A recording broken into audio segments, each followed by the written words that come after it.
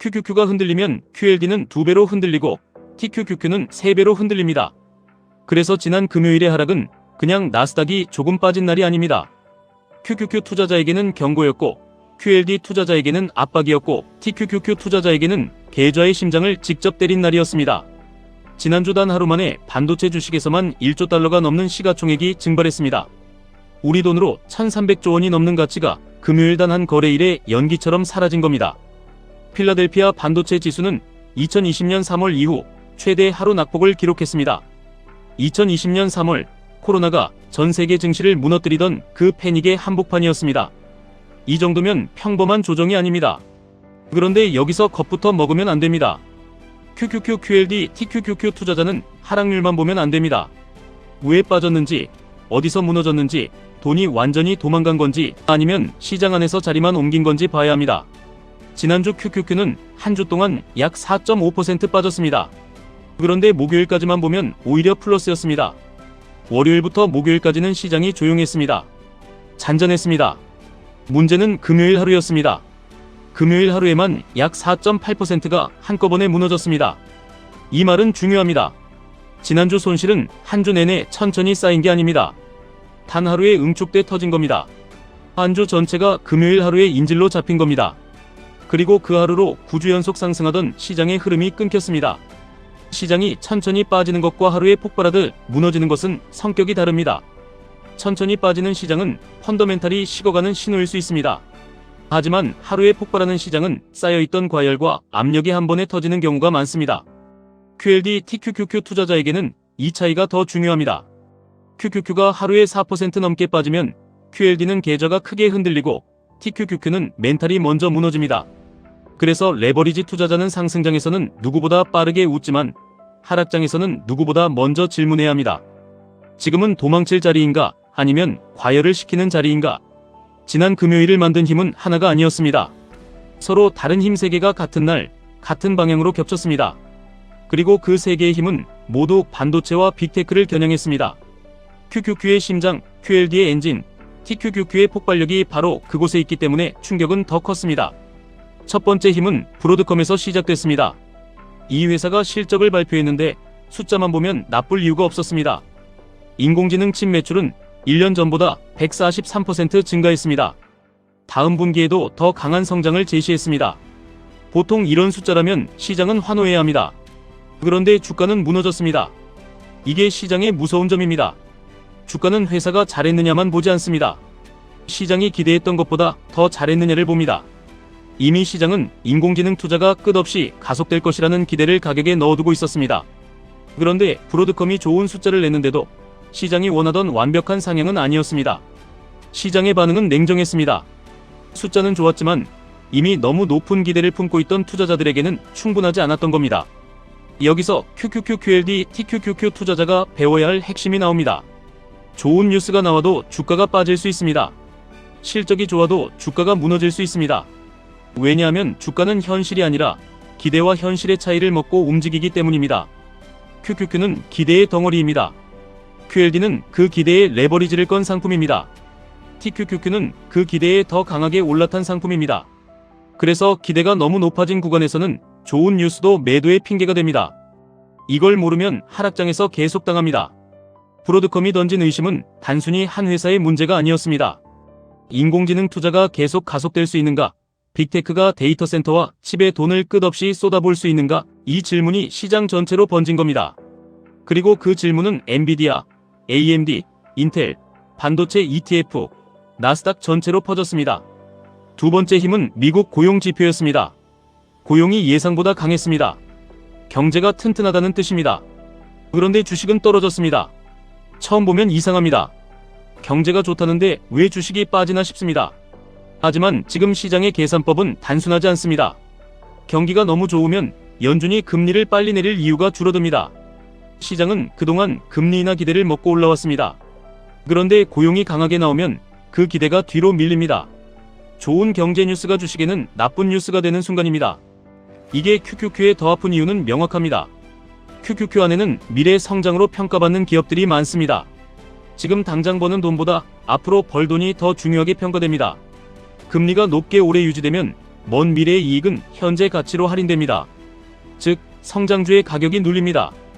QLD와 TQQQ는 이 충격을 더 크게 받습니다.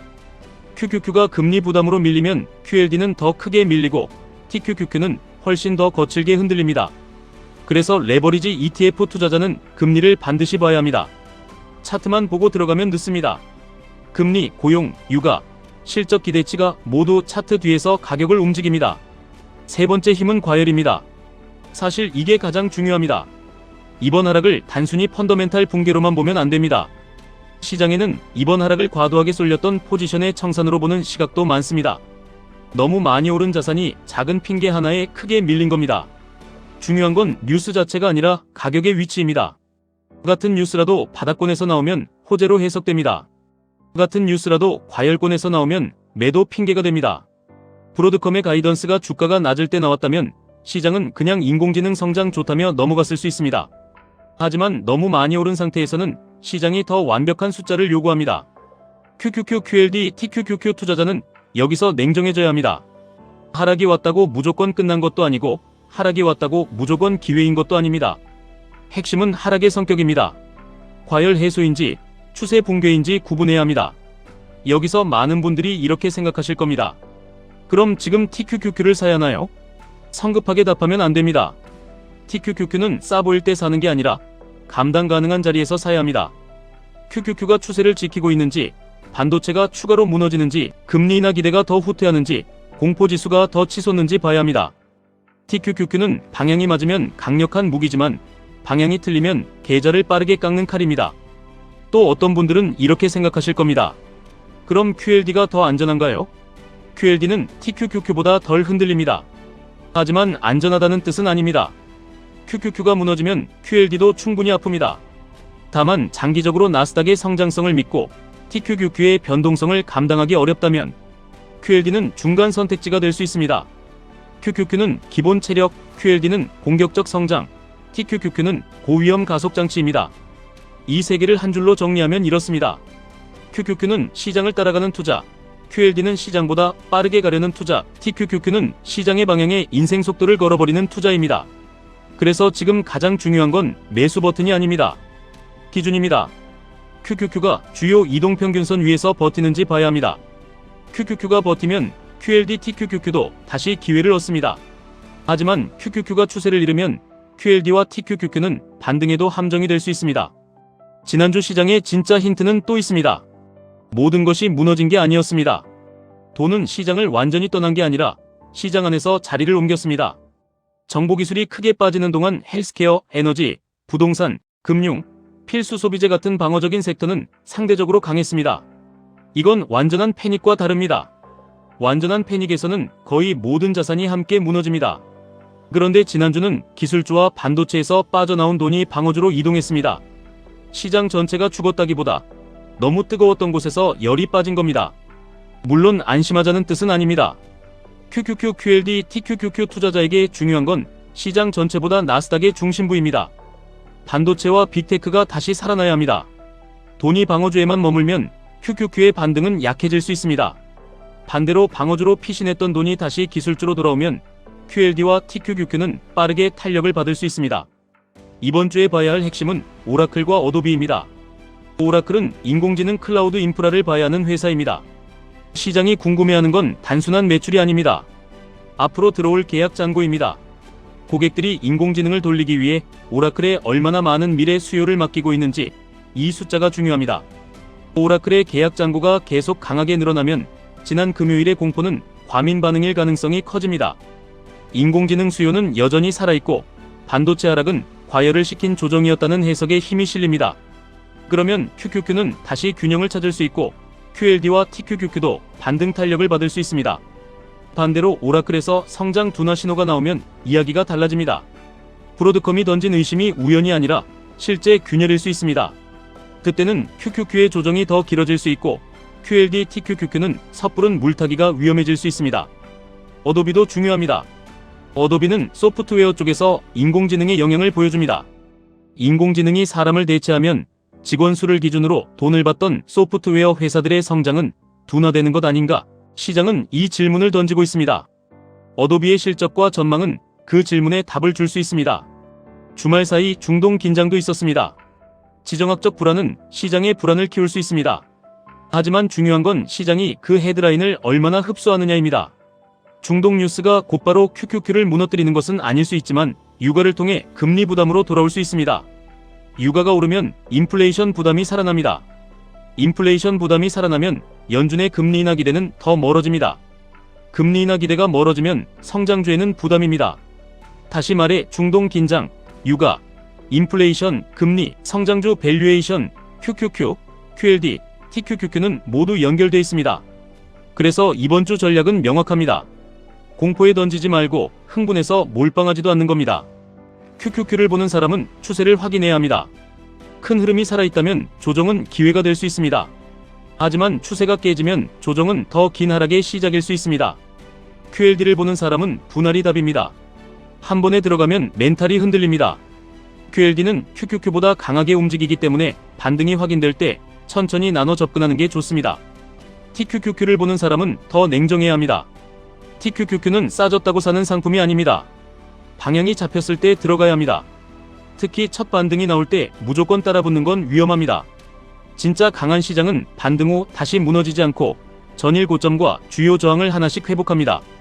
반대로 약한 시장은 첫 반등으로 사람을 안심시킨 뒤 다시 밀어버립니다.